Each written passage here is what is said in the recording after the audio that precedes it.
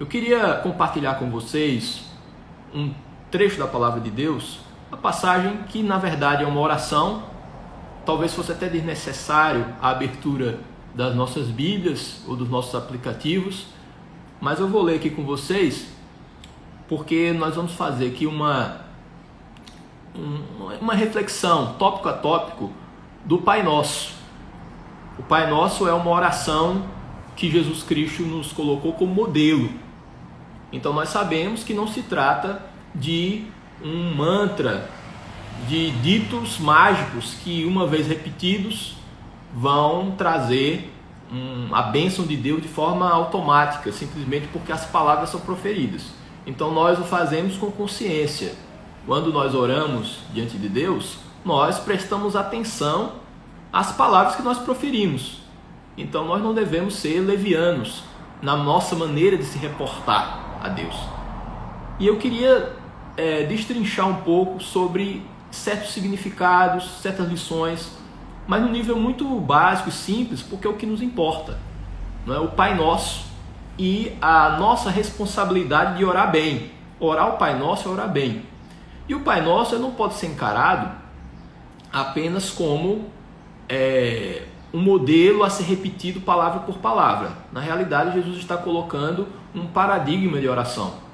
Então, o Pai Nosso contém elementos mínimos para que uma oração seja proveitosa, para que possamos nos expressar diante de Deus de uma maneira espiritualmente relevante.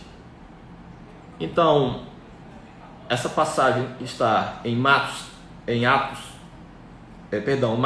capítulo 6, que é a chamada oração dominical. E aí disse Jesus: portanto, vós orareis assim: Pai nosso que estás nos céus, santificado seja o teu nome. Venha o teu reino, faça-se a tua vontade, assim na terra como no céu. O pão nosso de cada dia dá-nos hoje, e perdoa-nos as nossas dívidas, assim como nós temos perdoado aos nossos devedores. E não nos deixes cair em tentação, mas livra-nos do mal, pois teu é o reino, o poder e a glória para sempre. Amém. Porque se perdoardes aos homens as suas ofensas, também o vosso Pai Celeste vos perdoará. Se alguém não perdoardes aos homens as suas ofensas, tampouco o vosso Pai vos perdoará as vossas ofensas. Quando Jesus Cristo ele ensina a oração do Pai Nosso, foi um pedido dos discípulos: ensina-nos a orar como João Batista ensinou os seus discípulos. Jesus, na realidade, ele está contrapondo essa oração à maneira de orar dos fariseus, dos religiosos da sua época.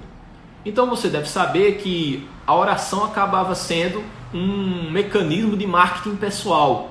Eles oravam em pé nas praças, eles faziam longas orações nas casas das pessoas. Então, de certa forma, orar bem seria uma credencial espiritual, seria uma maneira de se qualificar diante dos homens. E aí Jesus Cristo traz um novo jeito de orar. Ele estabelece que, para que alguém ore bem, basta que Deus tome conhecimento da sua oração. Então o importante quando nós oramos é saber que Deus nos ouve. E aí Jesus Cristo, se contrapondo a esse jeito marqueteiro de oração dos fariseus e dos escribas, ele ensina: vai para o seu quarto, fecha a porta, o teu pai que vem em secreto te recompensará. Porque no final das contas, só importa que Deus saiba sobre a sua oração. Não tem importância diante dos homens, mas simplesmente ao Pai que te vem em secreto e Ele te recompensará. Então já é uma oração que tem como único objetivo buscar a Deus por Deus. O nosso intento ao apresentar a nossa oração é derramar o nosso coração àquele que verdadeiramente importa. Então o Senhor, Ele é colocado como um nosso desejo, um nosso anelo na oração. Nós oramos pela necessidade que temos da sua presença, como algo positivo estar na sua presença. Passamos a curtir a presença de Deus, porque é algo bom para a nossa alma, para o nosso coração. Então ele fala: vocês não façam como os fariseus. vamos, a partir de agora, inaugurar uma nova tradição do jeito de orar. Não são as palavras em si que são importantes, não são os trejeitos utilizados. Orar bem é orar simples, orar bem é derramar o coração, é ser inteiro diante de Deus, é se entregar completamente, é fazer cair todas as máscaras, todas as simulações e simplesmente ser gente aos olhos de Deus, porque Ele já nos conhece antes que nós iniciamos qualquer oração. Então eu ensino o Pai Nosso, e o Pai Nosso a gente pode decompor essa oração em alguns elementos, né? Então eu gosto muito quando Jesus Cristo ensina: quando vocês orarem, orem, Pai Nosso. Então, se você comparar a oração do Pai Nosso com as orações que eram realizadas e feitas pelos homens e mulheres de Deus no Antigo Testamento, você vai encontrar uma diferença crucial logo de entrada, na maneira de se reportar a Deus. Porque as expressões que se utilizavam no Antigo Testamento, você já deve ter tomado conhecimento disso, Senhor, Senhor dos Exércitos, Poderoso de Israel, né? Poderoso de Jacó, Deus Todo-Poderoso. Mas a maneira que Jesus ensina é a aproximação de Deus a partir da ideia de paternidade. Pai Nosso que estás nos céus. Então Ele é um Pai. Quando você se dirige a um Pai, na realidade você não vai receber isso, quando eu estou falando de Pai, na melhor acepção da palavra, né? Um Pai verdadeiro, um Pai como deveria ser. Ele não diz: é você? Quem é você? Então a aproximação do filho já é um momento de prazer, de deleite do próprio Pai. Então nós já chegamos diante de Deus com essa confiança de que existe uma relação de afetividade. Ou seja, buscar a Deus é um momento de prazer para Deus. Então isso já traz uma confiança a uma entrada nesse altar. Chame de Pai. Chame a Deus de Pai. Então nós já entramos em oração com a confiança de que existe sim uma filiação, de que Deus, Ele é meu Pai. E quando eu falo de Pai, repetindo, o Pai na melhor acepção do termo. Porque não é só o Pai que gera, que é responsável por colocar gente no mundo. Não é essa noção de paternidade que estamos falando. É aquele que gera, que cuida, que instrui e que ama. Esse é o verdadeiro Pai. Então entramos na presença de Deus já chamando o Senhor de Pai. Isso é uma confiança para o nosso coração. Saber que Ele já nos ouve e nessa condição de filhos e de herdeiros em Cristo Jesus.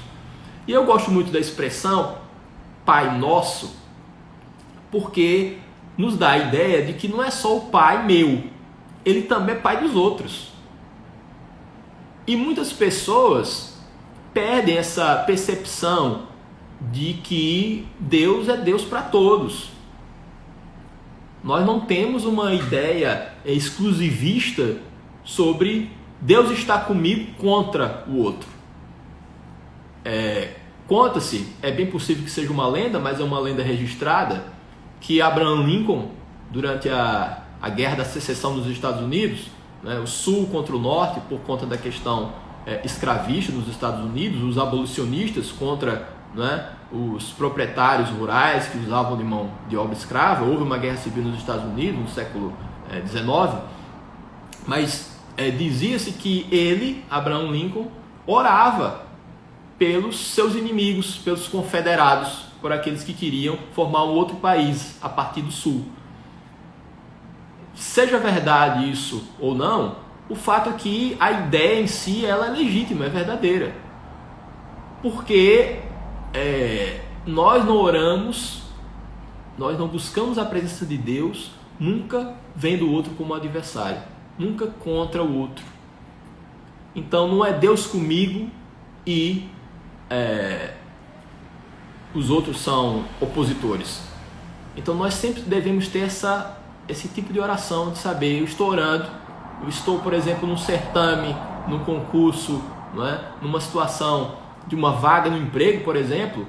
Então a minha oração não é para que Deus afaste os meus adversários, os meus concorrentes, não é? Para que eu possa vencê-los e pisoteá-los, como era no Antigo Testamento, quando se orava pela vitória sobre os inimigos, não é? O triunfo sobre o outro. Então não é o tipo de oração que Jesus Cristo nos ensina. E eu acho que tem muito significado essa questão do Pai Nosso. Então é meu Pai, mas ele também é Pai do outro. Então a gente precisa aprender a compartilhar essa ideia de que não é Deus comigo para prevalecer contra as pessoas, né? É sempre importante reforçar isso. Então, Pai Nosso que estás nos céus, santificado seja o teu nome. E isso que é interessante, porque ao mesmo tempo que ele fala que ele é Pai Nosso, o que implica uma ideia de intimidade, que você entra no recôndito de Deus, né? na intimidade, né? No seu quarto, Deus está te recebendo no Santo dos Santos, né? No lugar mais santo, na presença dele. Apesar dessa intimidade, também fala, ele está no céu. Ele está no céu e é santificado. Quando fala está no céu, não é uma ideia de distância. Não é dizer que Deus está a anos-luz da presença da pessoa que ora. Porque o próprio Cristo, ele disse, estarei convosco até a consumação dos séculos. Também nos foi outorgado o Espírito Santo, que habita não ao lado, mas em nós. Então a ideia de presença de Deus faz parte da nova aliança como uma promessa, da qual nós devemos nos apropriar, porque ele está em nós. Então, Deus que está nos céus vai significar muito mais uma ideia de um Deus onipotente, que está acima dos homens e de tudo que a gente conhece. Então é um Deus que está nos céus. O Pai na terra, ele está condicionado, por mais generoso e bondoso que ele seja, o Pai terreno ele está condicionado às condições terrenas. Mas o nosso Pai que está em nós, ele também é um Pai do céu. Então ele é um Deus capaz de nos ajudar a vencer todos os desafios, né? Porque quem ora, na verdade, traz a onipotência de Deus a seu favor. Então, coisas que normalmente não teríamos forças para resolver, para lidar, quando nós oramos, nós trazemos a onipotência de Deus a nosso favor e Deus como nosso defensor. Daí a importância de uma dependência de Deus em oração. Então nós podemos chegar diante de Deus chamando-o de Pai, entendendo que é uma fé também comunitária, o Pai Nosso. Eu não sou melhor do que ninguém, apesar de Deus estar comigo, não é comigo contra ninguém. E também nós oramos nesse sentido, né? De que nós precisamos entender como um Deus que está acima da nossa cabeça, que está nos céus, e portanto, com Ele nós venceremos todos os desafios. Como diz o salmista, né? Ele é aquele que calca os pés aos nossos adversários. Com Deus faremos proezas. E adversários, entenda, circunstâncias, né? Os desafios da vida, e não propriamente pessoas. Nós não invocamos a Deus, o poder de Deus, para atropelar os seres humanos que estão no nosso caminho. Pelo contrário, nós vivemos um ministério de reconciliação. A missão cristã é fazer com que os que estão distantes fiquem do lado de dentro do reino. É isso que nós queremos, também como intercessores na oração. E ele fala, ele está no céu, o seu nome é santificado, e venha o teu reino. Venha o teu reino. Quando nós pedimos a presença do reino, não se trata apenas de dizer Maranata, de pedir o retorno do Senhor. Até porque se o Senhor voltar e se o reino não estiver em nós, isso realmente não vai ser nenhuma vantagem para mim e para você. Então a noção de reino de Deus estabelecida por Jesus é muito interessante. Porque ele fala que o reino de Deus não tem visível aparência.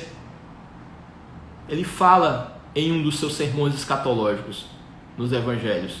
O reino de Deus não tem visível aparência.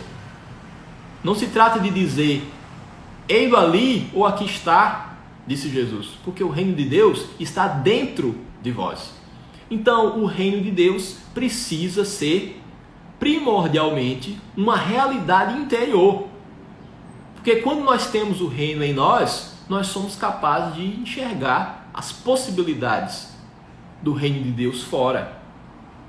Quem sonha com a implantação do reino de Deus, não como um projeto de poder político, né, de atropelo dos outros para fazer prevalecer a nossa opinião e as nossas doutrinas e a nossa religião, mas no sentido de expandir o reino de Deus, que é justiça, paz e alegria no Espírito Santo, conforme está escrito em 1 Coríntios. Então, antes de tudo, o Senhor quer que esse reino de Deus, como está escrito, que está em nós, possa se expandir. Primeiro no nosso coração, na nossa vida, e depois na nossa casa, e aí nós vamos ultrapassando essas fronteiras. Ele vai se expandindo a partir de uma realidade interior. Então, o reino de Deus é paz, é justiça e alegria no Espírito Santo.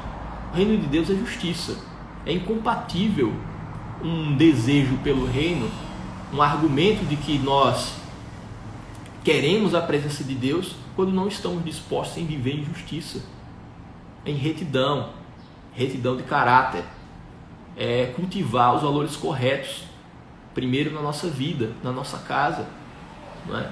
É não se alegrar com a injustiça. Não existe negócio bom se ele também não for para o meu próximo. Porque Deus não é o que me defende vendo o outro como um adversário, como alguém a ser vencido. Porque nós vivemos o ministério de reconciliação. Para isso o Senhor nos chamou. Venha o teu reino, que é justiça. Precisamos viver em justiça para a expansão do reino. Não é? A fé, ela não se aparta da ética. Só existe fé verdadeira quando existe um alinhamento aos valores do reino, que é a misericórdia, que é o amor, que é a fé, que é a solidariedade, que é a capacidade de ter empatia pelo outro e se mobilizar em favor do outro. Isso é reino de Deus. Então, o reino de Deus é justiça, é paz, porque o Senhor nos lega também a sua paz. A minha paz vos dou, não vou lá dou como a dá o mundo. É algo que podemos abraçar, não é? É uma promessa da qual nós podemos nos apropriar, a paz do Senhor. Isso é reino de Deus. E alegria no Espírito Santo. Eu sei que muitas vezes eu e você podemos vivenciar situações insuportáveis ou quase insuportáveis. A vida muitas vezes é dura, né? E muitas vezes não temos nem a capacidade de avaliar e saber o que é que vamos fazer diante de certas circunstâncias. Mas o Senhor nos promete a sua paz. E é uma paz que o mundo não pode receber, disse Jesus Cristo. Então nós precisamos, em oração, pedir para que venha esse reino, para que, apesar de todo o tsunami por fora que possamos viver, o Senhor nos ajude. Se a onda é grande, a gente surfa nela, porque o Senhor está com a gente. E Ele nos dá a sua paz. É uma promessa e nós devemos nos apegar a isso.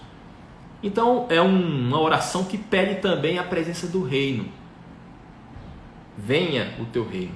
E seja feita a tua vontade, assim na terra como no céu. Pedir a vontade de Deus, aparentemente, é uma oração até inútil. Porque pedir para que Deus faça a vontade dele, se eu não pedir, ele vai deixar de realizar a sua vontade, que é potente e é indomável pelos homens. Deus vai fazer de qualquer forma. Por que pedir a sua vontade? Então o que Deus quer é que possamos consentir com essa vontade, para que a gente entenda a vontade de Deus como algo agradável, como boa, perfeita e agradável vontade. Porque veja bem, muitas vezes nós encaramos a vontade de Deus como um empecilho à nossa felicidade, como se Deus fosse esse desmancha prazeres dos nossos projetos. Se Deus quiser, farei isso e aquilo. Mas se Deus não quiser, eu estou frito, porque eu queria tanto. Então nós precisamos trabalhar essa questão da vontade de Deus de uma maneira mais positiva. Porque Deus não querer também é algo bom para nós, colabora para nós, porque todas as coisas cooperam para o bem dos que procuram, dos que buscam a Deus, né? Dos que são chamados segundo o seu propósito, diz as Escrituras. Então nós temos a confiança de que a vontade de Deus, seja ela qual for, ela é uma vontade boa, porque Deus sempre vai ter razão. Todos os seus caminhos, quando eles vão se descortinando para a minha vida, eles são plenamente justificáveis. Porque a nossa capacidade de tomar decisões, ela é muito limitada. O que nós entendemos que é muito bom e ótimo, na realidade, vem de uma deficiência de avaliação. Nós somos deficientes na nossa avaliação do que é bom para nós mesmos. Isso por uma razão muito óbvia. Porque nós não temos a capacidade de analisar todos os dados. Só um ser onisciente sabe todas as jogadas possíveis, né? Num momento decisório da vida. Ele sabe que a decisão A pode levar a B, C, D, E e F. E às vezes a gente não tem essa capacidade de antecipar as consequências das nossas decisões. Por isso que quando nós dizemos seja feita a tua vontade, nós estamos dizendo e declarando, Deus sabe o que faz. Então qualquer que seja o resultado, e mesmo o bloqueio a meu projeto e a minha vontade, definitivamente foi o melhor para a minha vida. Porque a capacidade de avaliação de Deus é muito superior à minha, porque Ele é onisciente. E eu não consigo ter todos esses dados na mesa para tomar uma decisão correta. Mas se Deus não quis, é porque esse não de Deus foi o melhor para mim. Então nós encaramos com essa simplicidade. Orar é pedir também a vontade de Deus e se regozijar nessa vontade. Então seja feita a tua vontade, assim na terra como no céu. E o pão nosso de cada dia dá-nos hoje.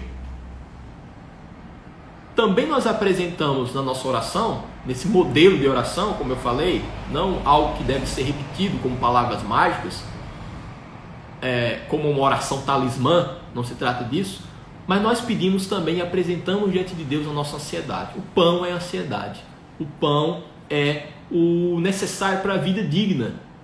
E o necessário para a vida digna, obviamente, está sujeito a variações históricas, não é? Cada momento histórico, o homem tem necessidades diversificadas, não é? Então, na antiguidade, no passado, a necessidade de ter energia elétrica e ter luz em casa, isso não era uma necessidade. Hoje é algo básico. Pagar a mensalidade, às vezes, da escola, de um plano de saúde, para o homem moderno, é possível também viver sem isso. Mas o Senhor conhece a nossa realidade. Talvez seja o pão nosso. Então nós apresentamos as necessidades verdadeiras diante de Deus, a nossa ansiedade. Tudo que é pão, tudo que é necessário, de acordo com as nossas circunstâncias, o necessário para a vida digna, nós apresentamos diante de Deus. Não é oração do capricho. Não é oração como de um Deus, clamando a um Deus realizador dos nossos delírios de consumo. Não se trata disso, mas o pão nosso nós rogamos.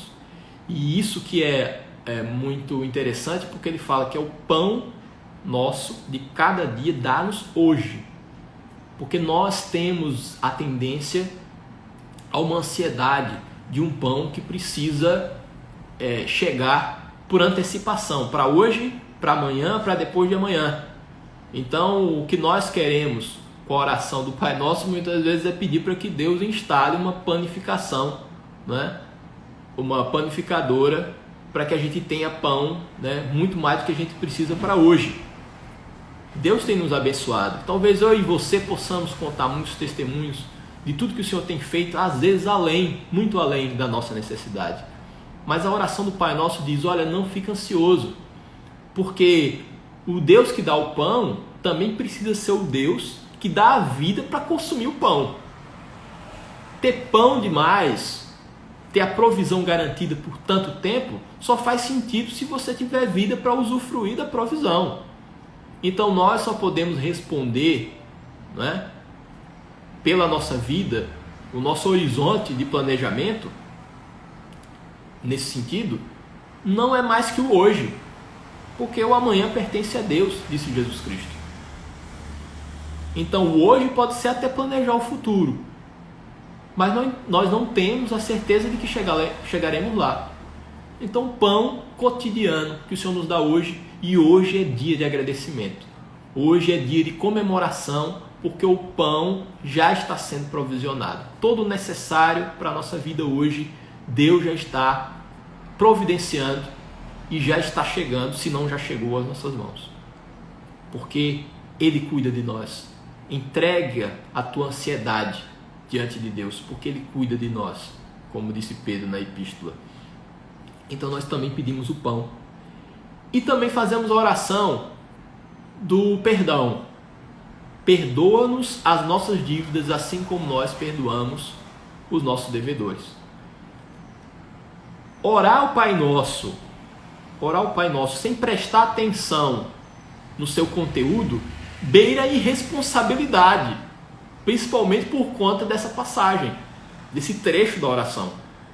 Porque se nós oramos, Pai Nosso que estás nos céus, santificado seja o teu nome, fazemos a apresentação da nossa oração, pedimos o pão, apresentamos a nossa necessidade e dizemos, perdoa as minhas dívidas como eu perdoo os meus ofensores, na realidade eu estou estabelecendo para Deus o critério de perdão. E essa é uma oração que precisa ser, é um trecho da oração que necessita de muita atenção. Porque eu estou dizendo para Deus, no âmbito do perdão, me trate como eu trato as pessoas. Perdoa as minhas dívidas da mesma maneira, na mesma medida que eu tenho perdoado as pessoas. Então, essa oração pode ser um bloqueio ao perdão ou uma recepção do perdão. Se não estamos perdoando, orar isso é uma denúncia contra nós mesmos. Que nós precisamos entender que não existe comunhão com Deus sem comunhão com o nosso próximo, com as pessoas ao nosso redor. Não existe essa espiritualidade de tudo com Deus, mas nada com ninguém. A reconciliação, ela é em âmbito vertical e também horizontal, com Deus e com as pessoas. É o significado da cruz. Precisamos aprender a perdoar para que as nossas orações não fiquem impedidas e para que não sejamos pessoas que fazem um gol contra durante a oração, pedindo para que Deus nos trate no campo do perdão da mesma maneira que nós tratamos as pessoas. Então essa oração de Jesus, ela tem essa chave de incitar a pessoa que ora, né, a necessidade de perdoar. Porque no modelo ele já está trazendo isso. Então no momento que nós oramos, é um momento de reflexão, de autocrítica para saber como nós nos relacionamos com as pessoas. Não é? Qual tem sido a minha capacidade a minha resiliência em relação às ofensas das pessoas. Não é? Como eu lido com essa questão e se realmente eu estou disposto a perdoar. E aí ele fala no final, também ore para que Deus não deixem vocês caírem em tentação e que livre vocês do mal. E na versão mais utilizada, né, na versão do Pai Nosso, que nós mais utilizamos, diz, não nos deixes cair em tentação. Então a oração não é dizer não me deixe ser tentado, porque aí seria impossível. Viver já nos expõe à tentação, não é? Porque a tentação nada mais é do que um convite a sair do rumo, não é? A sair do caminho do Evangelho de Jesus Cristo, a rejeitar os valores do reino, né? Por uma satisfação pessoal ou por um momento de ímpeto, né? Por impulsividade. Então nós precisamos pedir a Deus para que nos livre, não nos deixe cair na tentação. E aí nós temos uma promessa maravilhosa de 1 Coríntios. Não vos sobreveio tentação que não fosse humana, mas Deus é fiel e não permitirá que sejais tentados além das vossas forças. Com a tentação, juntamente com ela, Deus proverá o livramento. Então, o próprio fato de nós vencermos a tentação já é provisão de Deus. porque Ele não permite que ela exceda as nossas forças. Se excedesse as nossas forças, nós não suportaríamos. Mas toda tentação, e isso vale também para a provação, ela não vai exceder as nossas forças, porque Deus é fiel. Ainda aí Deus é gracioso, mesmo nesse momento. Agora, evidentemente, que nós podemos tomar uma decisão, nos apegarmos à provisão de livramento que Deus já nos dá, ou rejeitar o livramento e fazer a nossa própria vontade, né? E não é uma boa escolha.